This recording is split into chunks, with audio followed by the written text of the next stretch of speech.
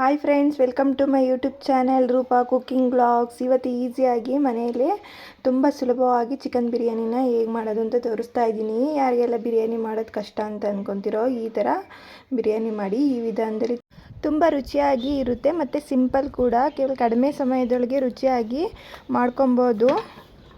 ಈ recipe start ಮಾಡೋದಕ್ಕಿಂತ ಮುಂಚೆ ಯಾರೆಲ್ಲ ಹೊಸ್ದಾಗಿ ನನ್ನ ಚಾನಲ್ ನೋಡ್ತಿದ್ದೀರಾ ಪ್ಲೀಸ್ ಸಬ್ಸ್ಕ್ರೈಬ್ ಮಾಡ್ಕೊಂಡು ನೋಡಿ, ಸಪೋರ್ಟ್ ಮಾಡಿ. ಬನ್ನಿ ತಡ ಮಾಡ್ದಲೆ ರೆಸಿಪಿ ಸ್ಟಾರ್ಟ್ ಮಾಡೋಣ. ನಾನಿಲ್ಲಿ ಅರ್ಧ ಕೆಜಿ ಚಿಕನ್ ತಗೊಂಡಿದ್ದೀನಿ. ಬಾಯ್ಲರ್ ಕೋಳಿ ನಾನು ತಗೊಂಡಿರೋದು.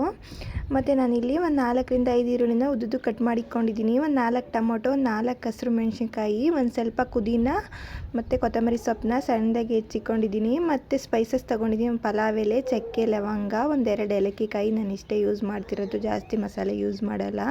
ಮತ್ತು ಒಂದು 2-3 ಸ್ಪೂನಷ್ಟು ಶುಂಠಿ ಬೆಳ್ಳುಳ್ಳಿ ಪೇಸ್ಟು, ಒಂದು ಚಿಕ್ಕ ಬಟ್ಲಲ್ಲಿ ನಾನಿಲ್ಲಿ ಮೊಸರನ್ನ ತೊಗೊಂಡಿದ್ದೀನಿ. ಮೊದಲಿಗೆ ನಾನಿಲ್ಲಿ ಚಿಕನ್ನ ಫಸ್ಟು ಕಲಸಿಕ್ಕೊತಾ ಇದ್ದೀನಿ. ಅರ್ಧ ಕೆಜಿ ಚಿಕನ್ಗೆ ಒಂದು ಚಿಕ್ಕ ಬಟ್ಲಷ್ಟು ಮೊಸರನ್ನ ಹಾಕ್ಕೊತಾ ಇದ್ದೀನಿ. ಮೊಸರು ಹಾಕಿದ್ದಾದಮೇಲೆ ಒಂದು 2 ಸ್ಪೂನಷ್ಟು ನಾನು ಶುಂಠಿ ಬೆಳ್ಳುಳ್ಳಿ ಪೇಸ್ಟ್ನ ಹಾಕ್ಕೊತಾ ಇದ್ದೀನಿ. ನೋಡಿ, ಇಲ್ಲಿ ಮಾಮೂಲಿ ಸ್ಪೂನಲ್ಲಿ 2 ಸ್ಪೂನಷ್ಟು ಮಾತ್ರ ನಾನು ಶುಂಠಿ ಬೆಳ್ಳುಳ್ಳಿ ಪೇಸ್ಟ್ನ ಹಾಕ್ಕೊತಾ ಇದ್ದೀನಿ. ನೆಕ್ಸ್ಟ್ ನಾನಿಲ್ಲಿ 1.5 ಸ್ಪೂನಷ್ಟು ಬಿರಿಯಾನಿ ಪೌಡ್ರನ್ನ ಹಾಕ್ಕೊತಾ ಇದ್ದೀನಿ. ಮಾಮೂಲಿ ಚಿಕ್ಕ ಸ್ಪೂನಲ್ಲಿ 1.5 ಸ್ಪೂನಷ್ಟೇ ಹಾಕ್ಕೊತಿರೋದು. ಅದೇ ಸ್ಪೂನಲ್ಲಿ ನಾನಿಲ್ಲಿ ಅರ್ಧ ಸ್ಪೂನಷ್ಟು ಗರಂ ಮಸಾಲ ಹಾಕ್ಕೊತಾ ಇದ್ದೀನಿ. ಮತ್ತು ಪುದೀನ ಕೊತ್ತಂಬರಿನ ಹೆಚ್ಚಿಕೊಂಡಿದ್ದೆಲ್ಲ ಅದರಲ್ಲಿ ಒಂದು ಅರ್ಧ ಭಾಗನ ಕಲಿಸ್ಲಿಕ್ಕೆ ಪುದೀನ ಮತ್ತು ಕೊತ್ತಂಬರಿ ಸೊಪ್ಪನ್ನ ಹಾಕ್ಕೊತಾ ಇದ್ದೀನಿ ಅಷ್ಟೇ. ಇನ್ನು ಅರ್ಧನ ಒಗ್ಗರಣೆಗೆ ಇಟ್ಕೊಂಡಿದ್ದೀನಿ.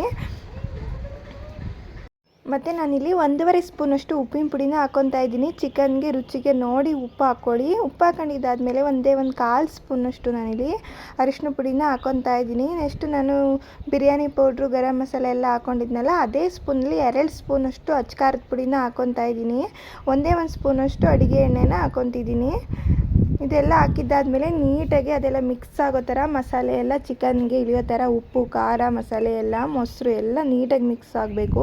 ಆ ಥರ ಇದನ್ನು ಒಂದು 5 ನಿಮಿಷ ಚೆನ್ನಾಗಿ ಕಲಿಸ್ಕೊಳ್ಳಿ. ನೋಡಿ, ತೋರಿಸ್ತಿದ್ದೀನಲ್ಲ, ಇದೇ ಥರ ಕಲಿಸ್ಕೊಳ್ಳಿ. ತುಂಬ ಈಸಿಯಾಗಿ ಮಾಡ್ಕೊಬೋದು. ಈ ಥರ ಒಂದು ಸಲ ಟ್ರೈ ಮಾಡಿ ನೋಡಿ, ನಿಜವಾಗ್ಲೂ ತುಂಬ ರುಚಿಯಾಗಿರುತ್ತೆ. ಇವಾಗ ಕಲಸಿದೆಲ್ಲ ಆಯಿತು. ಇದು ಒಂದು 20 ನಿಮಿಷ ಮಸಾಲೆ ಎಲ್ಲ ಚೆನ್ನಾಗಿ ಇಳ್ಕೊಬೇಕು ಚಿಕನ್ಗೆ. ಆ ಥರ ನೆನಿಲಿಕ್ಕೆ ಒಂದು ಪ್ಲೇಟ್ ಮುಚ್ಚಿಬಿಟ್ಟು ಎತ್ತಿಡಿ. ಇದು ಮಸಾಲೆ ಎಲ್ಲ ಇಳ್ಕೊಂಡ್ರೆ ತುಂಬ ರುಚಿಯಾಗಿರುತ್ತೆ ಬಿರಿಯಾನಿ, ಅದಕ್ಕೋಸ್ಕರ. ಈಗ ಸ್ಟವ್ ಮೇಲೆ ಒಂದು ಕುಕ್ಕರ್ ಇಟ್ಕೊಂಡು, ಕುಕ್ಕರ್ ಚೆನ್ನಾಗಿ ಕಾದ್ಮೇಲೆ ಒಂದು 4-5 ಸ್ಪೂನ್ ಎಣ್ಣೆ ಹಾಕ್ಕೊಂಡು, ತುಪ್ಪ ಇದ್ದರೆ ಹಾಕ್ಕೊಳ್ಳಿ, ಚೆನ್ನಾಗಿರುತ್ತೆ. ಮತ್ತು ಇವಾಗ ನಾನಿಲ್ಲಿ ಸ್ಪೈಸಸ್ನೆಲ್ಲ ಹಾಕ್ಕೊಂಡು ಅದೊಂದು ಸ್ವಲ್ಪ ಫ್ಲೇವರ್ ಬರಬೇಕು. ಪಲಾವ್ ಎಲೆ, ಚಕ್ಕೆ, ಲವಂಗದೆಲ್ಲ ಆ ಥರ ನೀಟಾಗಿ ಮಿಕ್ಸ್ ಮಾಡ್ಕೊಳ್ಳಿ. ನೆಕ್ಸ್ಟ್ ನಾನಿಲ್ಲಿ ಈರುಳ್ಳಿ ಮತ್ತು ಹಸಿರು ಮೆಣಸಿನ್ಕಾಯಿ ಎತ್ತಿಕೊಂಡಿದ್ವಲ್ಲ, ನಾನು ಒಂದು 4 ಈರುಳ್ಳಿ, ಒಂದು 4 ಹಸಿರು ಮೆಣಸಿನ್ಕಾಯಿನ ಹಾಕ್ಕೊತಾ ಇದ್ದೀನಿ. ಈರುಳ್ಳಿ ಮತ್ತು ಹಸಿರು ಮೆಣಸಿನ್ಕಾಯಿ ಎಲ್ಲ ಹಾಕಿದ್ದಾದಮೇಲೆ ಒಂದು ಸಲ ಚೆನ್ನಾಗಿ ಮಿಕ್ಸ್ ಮಾಡ್ಕೊಬೇಕು ಎಣ್ಣೆಲೆ. ಮಿಕ್ಸ್ ಮಾಡ್ಕೊಂಡಿದ್ದಾದಮೇಲೆ ಆವಾಗಲೇ ಒಂದು ಸ್ವಲ್ಪ ಪುದೀನ, ಕೊತ್ತಂಬರಿ ಸೊಪ್ಪ ಒಂದು ಅರ್ಧ ಭಾಗ ಹಾಕಿ, ಇನ್ನರ್ಧ ಭಾಗ ಎತ್ತಿಕೊಂಡಿದ್ವಲ್ಲ ಅದನ್ನು ಹಾಕ್ಕೊಂಡು ನೀಟಾಗಿ ಮಿಕ್ಸ್ ಮಾಡಿಕೊಂಡು, ಈರುಳ್ಳಿ ಮತ್ತು ಹಸಿರು ಮೆಣಸಿನ್ಕಾಯಿ ಎಲ್ಲ ಸಾಫ್ಟ್ ಆಗೋವರೆಗೂ ಮತ್ತು ಈರುಳ್ಳಿ ಗೋಲ್ಡನ್ ಕಲರ್ ಬರೋವರೆಗೂ ಎಣ್ಣೆಲೆ ಚೆನ್ನಾಗಿ ಫ್ರೈ ಮಾಡ್ಕೊಬೇಕು. ಆವಾಗಲೇ ಬಿರಿಯಾನಿಗೆ ಒಳ್ಳೆ ಟೇಸ್ಟ್ ಕೊಡೋದು. ಈರುಳ್ಳಿ ಹಸಿ ಆಗಿದ್ದಾಗಲೇ ನಾವು ಟೊಮೊಟೊ ಮತ್ತು ಚಿಕನ್ ಎಲ್ಲ ಹಾಕೊಂಡ್ಬಿಟ್ರೆ ಬಿರಿಯಾನಿ ಟೇಸ್ಟ್ ಚೆನ್ನಾಗಿರಲ್ಲ. ನೋಡಿ, ಈರುಳ್ಳಿ ಎಲ್ಲ ಇವಾಗ ಚೆನ್ನಾಗಿ ಫ್ರೈ ಆಗಿದೆ. ನೆಕ್ಸ್ಟ್ ನಾನಿಲ್ಲಿ ಒಂದು 4 ಟೊಮೊಟೊನ ಸೇರಿಸ್ಕೊತಾ ಇದ್ದೀನಿ. ಹುಳಿ ಟೊಮೊಟೊ ಅಥವಾ ಜಾಮೂನ್ ಟೊಮೊಟೊ ಯಾವ್ದಾರು ಆಗ್ಬೋದು. ಟೊಮೊಟೊ ಹಾಕಿದ್ದಾದ್ಮೇಲೆ ಒಂದು ಸಲ ನೀಟಾಗಿ ಮಿಕ್ಸ್ ಮಾಡ್ಕೊಂಡು ಸ್ಟವ್ನ ಲೋ ಫ್ಲೇಮಲ್ಲಿ ಇಕ್ಕಿ ಬೇಯಿಸ್ಕೊಳ್ಳಿ. ಯಾಕೆ ಅಂತಂದರೆ ಜಾಸ್ತಿ ಏನೋ ಇದರೊಳಗೆ ಮಸಾಲೆ ಏನೂ ಇರೋದಿಲ್ವಲ್ಲ, ಬರೀ ಈರುಳ್ಳಿ ಟೊಮೊಟೊ ಅಲ್ವ, ಅದಕ್ಕೋಸ್ಕರ ಸೀದ್ ಬಿಡುತ್ತೆ. ಟೊಮೊಟೊ ಸಾಫ್ಟ್ ಆಗೋವರೆಗೂ ಒಂದು 10 ನಿಮಿಷ ಚೆನ್ನಾಗಿ ಫ್ರೈ ಮಾಡ್ಕೊಳ್ಳಿ. ನೆಕ್ಸ್ಟ್ ನಾನಿಲ್ಲಿ ನೋಡಿ, ಇವಾಗ ಟೊಮೊಟೊ ಎಲ್ಲ ಚೆನ್ನಾಗಿ ಸಾಫ್ಟ್ ಆಗಿದೆ. ನೆಕ್ಸ್ಟ್ ನಾನಿಲ್ಲಿ ಚಿಕನ್ನ ಕಲಸಿಕೊಂಡಿದ್ವಲ್ಲ ಅದನ್ನು ಹಾಕ್ಕೊಂಡು ಒಂದು ಸಲ ನೀಟಾಗಿ ಮಿಕ್ಸ್ ಮಾಡ್ಕೊತಾ ಇದ್ದೀನಿ. ಇದಕ್ಕೆ ಯಾವುದೇ ರೀತಿ ಏನು ಮಸಾಲೆ ಪೌಡರ್ ಏನು ಸೇರಿಸೋದಿಲ್ಲ. ಯಾಕೆಂದರೆ ಚಿಕನ್ ಕಲಿಸ್ಕೊಳಕ್ಕೆ ಎಲ್ಲ ಹಾಕ್ಕೊಂಡಿರ್ತೀವಲ್ಲ, ಅದಕ್ಕೋಸ್ಕರ ಏನೂ ಸೇರಿಸೋಂಗಿಲ್ಲ. ಒಂದು ಸಲ ನೀಟಾಗಿ ಮಿಕ್ಸ್ ಮಾಡಿಬಿಟ್ಟು ಒಂದು ತಟ್ಟೆ ಅಥವಾ ಪ್ಲೇಟ್ನ ಮುಚ್ಚಿಬಿಟ್ಟು ಒಂದು 10 ನಿಮಿಷ ಸ್ಟವ್ನ ಮೀಡಿಯಮ್ ಫ್ಲೇಮಲ್ಲೇ ಇಟ್ಬಿಟ್ಟು ಇದೊಂದು ಸ್ವಲ್ಪ ಎಣ್ಣೆ ಎಲ್ಲ ಬಿಡೋವರೆಗೂ, ಚಿಕನ್ ಎಲ್ಲ ಎಣ್ಣೆ ಎಲ್ಲ ಬಿಡೋವರೆಗೂ ನೀಟಾಗಿ ಬೇಯಿಸ್ಕೊಬೇಕು. ಇವಾಗ ನೋಡಿ, ತೋರಿಸ್ತೀನಲ್ಲ, ಚಿಕನ್ ಎಣ್ಣೆ ಎಲ್ಲ ಬಿಟ್ಟಿದೆ ನೀಟಾಗಿ. ಇವಾಗ ಒಂದು ಸಲ ಚೆನ್ನಾಗಿ ಮಿಕ್ಸ್ ಮಾಡಿಕೊಂಡು ಒಂದು 2 ಲೋಟ ಮಸೂರಿ ಅಕ್ಕಿನ ನಾನು ಇಲ್ಲಿ ಚೆನ್ನಾಗಿ ತೊಳೆದ್ಬಿಟ್ಟು ಒಂದು 2-3 ಸಲ ಚೆನ್ನಾಗಿ ತೊಳೆದು ಹಾಕ್ಕೊತಾ ಇದ್ದೀನಿ. ಮಸೂರಿ ಅಕ್ಕಿ ಬದಲಿಗೆ ನೀವು ಬಾಸುಮತಿ ಅಕ್ಕಿ, ಜೀರಾ ರೈಸ್ ಯಾವುದಾದ್ರೂ ಯೂಸ್ ಮಾಡ್ಬೋದು. ನೋಡಿ, ಇವಾಗ ತೋರಿಸ್ತೀನಿ, ನಾನು ಒಂದು 2 ಲೋಟದಷ್ಟು ಹಾಕ್ಕೊತಾ ಇದ್ದೀನಿ. ಅಕ್ಕಿ ಎಲ್ಲ ಹಾಕಿದ್ದಾದಮೇಲೆ ಒಂದು 5 ನಿಮಿಷ ಚೆನ್ನಾಗಿ ಮಿಕ್ಸ್ ಮಾಡಿಕೊಂಡು ಅದನ್ನು ಹಾಗೆ ಎಣ್ಣೆಲೇ ಒಂದು 2 ನಿಮಿಷ ಬೇಯಿಸ್ಕೊಳ್ಳಿ. ಸಡನ್ನಾಗೆ ನೀರು ಹಾಕೋಕ್ಕೆ ಹೋಗಬೇಡಿ, ಏಕೆಂದರೆ ಅನ್ನ ಉದ್ದುದ್ರಾಗುತ್ತೆ ಎಣ್ಣೆಲೇ ಈ ಥರ ಮಿಕ್ಸ್ ಮಾಡಿಕೊಂಡ್ರೆ, ಅದಕ್ಕೋಸ್ಕರ.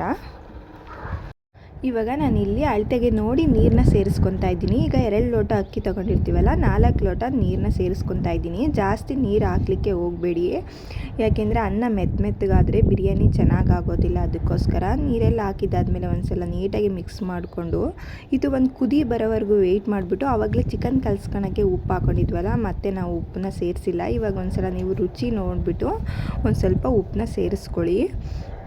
ಉಪ್ಪು ಸೇರಿಸಿದಾದ್ಮೇಲೆ ಒಂದು ಸಲ ನೀಟಾಗಿ ಮಿಕ್ಸ್ ಮಾಡ್ಕೊಂಬಿಟ್ಟು ನಾನಿಲ್ಲಿ ಒಂದು ಅರ್ಧ ಹೋಳು ನಿಂಬೆಹಣ್ಣು ಹಾಕ್ಕೊತಾ ಇದ್ದೀನಿ. ಲಾಸ್ಟಿಗೆ ಕುಕ್ಕರ್ ಲಿಡ್ ಕ್ಲೋಸ್ ಮಾಡಬೇಕಾದ್ರೆ ಒಂದು ಅರ್ಧ ಹೋಳನ್ನ ನಿಂಬೆಹಣ್ಣು ಹಾಕ್ಕೊತಾ ಇದ್ದೀನಿ. ನಿಂಬೆಹಣ್ಣು ಹಾಕಿದ್ದಾದಮೇಲೆ ಮತ್ತೆ ಮಿಕ್ಸ್ ಮಾಡಲ್ಲ, ಹಂಗೆ ಕುಕ್ಕರ್ ಲಿಡ್ ಕ್ಲೋಸ್ ಮಾಡಿ ಒಂದೇ ಒಂದು ವಿಷಲ್ ಹಾಕ್ಸಿದ್ರೆ ಸಾಕು, ಬಿರಿಯಾನಿ ಬೇಗನೆ ರೆಡಿಯಾಗಿ ಹೋಗ್ಬಿಡುತ್ತೆ. ನೋಡಿ ಇವಾಗ ಬಿರಿಯಾನಿ ರೆಡಿಯಾಗಿದೆ. ಇವಾಗ ಕುಕ್ಕರ್ ಲಿಡ್ ಓಪನ್ ಮಾಡಿ ತೋರಿಸ್ತಾ ಇದ್ದೀನಿ. ಪ್ರೆಷರ್ ಎಲ್ಲ ಹೋದ್ಮೇಲೆ ಕುಕ್ಕರ್ ಲಿಡ್ಡ ಓಪನ್ ಮಾಡಿ, ಜಾಸ್ತಿ ಬಿಸಿ ಇರಬೇಕಾದ್ರೆ ಮಿಕ್ಸ್ ಮಾಡೋಕ್ಕೆ ಹೋಗ್ಬೇಡ್ರಿ, ಅನ್ನ ಎಲ್ಲ ಮೆತ್ತಗಾದಂಗೆ ಆಗಿಬಿಡುತ್ತೆ. ಅದಕ್ಕೋಸ್ಕರ ನೋಡಿ ಇವಾಗ ಮಿಕ್ಸ್ ಮಾಡಿ ತೋರಿಸ್ತಾ ಇದ್ದೀನಿ ಎಷ್ಟು ಚೆನ್ನಾಗಿ ಉದುರುದ್ರಾಗಿ ರೈಸ್ ಆಗಿದೆ ಅಂತ. ನಾನು ತೋರಿಸಿದ್ನಲ್ಲ ಇದೇ ವಿಧಾನದಲ್ಲಿ ಒಂದು ಸಲ ಟ್ರೈ ಮಾಡಿ ನೋಡಿ. ಯಾರಿಗೆಲ್ಲ ಬಿರಿಯಾನಿ ಮಾಡೋದು ಕಷ್ಟ ಅಂತ ಅಂದ್ಕೊತಿರ್ತೀರೋ ಈ ಥರ ತುಂಬ ಈಸಿಯಾಗಿ ಮಾಡ್ಬೋದು, ರುಚಿ ಕೂಡ ತುಂಬ ಚೆನ್ನಾಗಿರುತ್ತೆ. ಇವಾಗ ಒಂದು ತಟ್ಟೆಗೆ ಸರ್ವ್ ಮಾಡ್ತಾ ಇದ್ದೀನಿ. ಬಿಸಿ ಬಿಸಿಯಾಗಿದ್ದಾಗಲೇ ಬಿರಿಯಾನಿನ ತಿಂದರೆ ತುಂಬ ರುಚಿಯಾಗಿರುತ್ತೆ. ಇವಾಗ ಬಿರಿಯಾನಿ ಜೊತೆ ಸೈಡ್ ಡಿಶ್ ಆಗಿ ನಾನಿಲ್ಲಿ ಮೊಸರು ಬಜ್ಜಿನ ಮಾಡಿದ್ದೀನಿ. ಮೊಸರು ಬಜ್ಜಿ ಬದಲಿಗೆ ನೀವು ಚಿಕನ್ ಫ್ರೈ, ಡ್ರೈ ಚಿಕನ್ ಯಾವುದಾದ್ರೂ ಮಾಡ್ಕೊಬೋದು. ಕಾಂಬಿನೇಷನ್ ಅಂತೂ ಸೂಪರಾಗಿರುತ್ತೆ. ಈ ರೆಸಿಪಿ ಮತ್ತು ಈ ವಿಡಿಯೋ ಏನಾದರೂ ನಿಮ್ಗೆ ಇಷ್ಟ ಆಗಿದ್ದರೆ ಒಂದು ಲೈಕ್ ಕೊಡಿ. ಹಾಗೆ ಸಬ್ಸ್ಕ್ರೈಬ್ ಮಾಡ್ಕೊಂಡಲ್ಲ ಯಾರೆಲ್ಲ ನೋಡ್ತಿದ್ದೀರೋ ಪ್ಲೀಸ್ ಸಬ್ಸ್ಕ್ರೈಬ್ ಮಾಡ್ಕೊಂಡು ನೋಡಿ, ಸಪೋರ್ಟ್ ಮಾಡಿ. Thank you for watching.